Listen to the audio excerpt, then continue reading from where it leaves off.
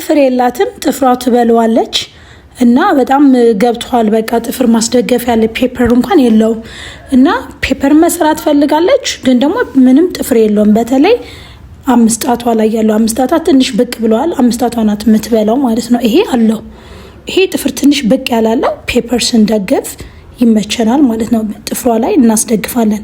እንዲህ ፔፐር ስታረጉ መሀሏ ላይ ሪሙቭ ያረጋችሁትን አስደግፉበት። ለምን ወፈር እንዲል ፔፐሩ ነው እንዲመቸኝ ብዬ ነው እንደዛ ማረጋው። ከዛ ትንሽ ሮል ታርጉታላችሁ፣ ከዛ ማስደገፍ ነው።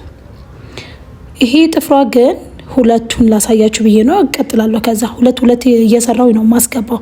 ለምን እንዳይዛባ ፔፐሩም ወደዚህ እንዳይል ነው። እና መጀመሪያ ምን አረግን ማለት ነው፣ ጥፍራቸው የሚበሉ ጥፍር የሌላችሁ ወደ ውስጥ የገቡበት መጀመሪያ አክሪሊክ ጄል ምን ታረጋላችሁ ጥፍሩ ላይ ታረጉታላችሁ። ከዛ ጥፍር ሰራችሁ አይባልም።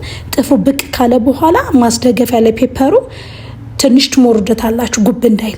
ከተሞረደ በኋላ ነው ፔፐሩን የምናስደግፈው። ድጋሚ ደግሞ እንሞላዋለን ማለት ነው። መጀመሪያ ምንድነው ያልኳችሁ በጥፍር ብቻ እንሞላለን። ከተሞላ በኋላ ነው ፔፐሩን የምናስደግፈው። ጥፍር ከሌለ ማስደገፊያ ጥፍር ከሌለ እና እንደዛ ማስመጣት እንችላለን።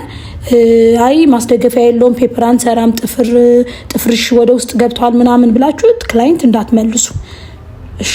ምንድነው የምታረጉት? መጀመሪያ በጥፍር ብቻ ሰርታችሁ ነው የምታስደግፉት። ይሄ ግን ጥፍር ስላላት ምን አረኩኝ ፔፐሩን ትክክል አድርጌ እሰካዋለሁ። ፔፐሩን ብዙ ጊዜ ፔፐር ተሰርቶ የሚሰበርባችሁ በጥንቃቄ ስለማትሞሉ ነውና ስትሞሉ ጥንቅቅ ያለ አሞላል መሆን አለበት።